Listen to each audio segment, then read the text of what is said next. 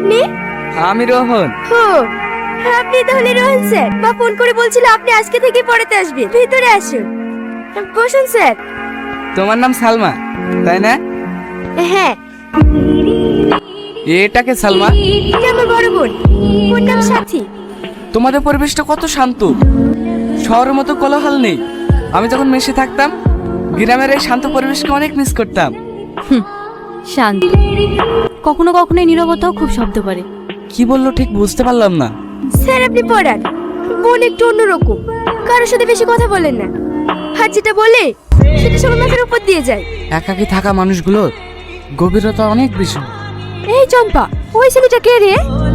আমাদের পাশে গ্রামের বাড়ি, সেলিম চাচার ছিল। আজ কতদিন হলো মেশে থেকে বাড়ি এসেছে। সাথে বাড়ি কি করতে এসেছিল? কি করতে আসবে আবার? ডেকেছিল মনে হয় বিল করার লেগে।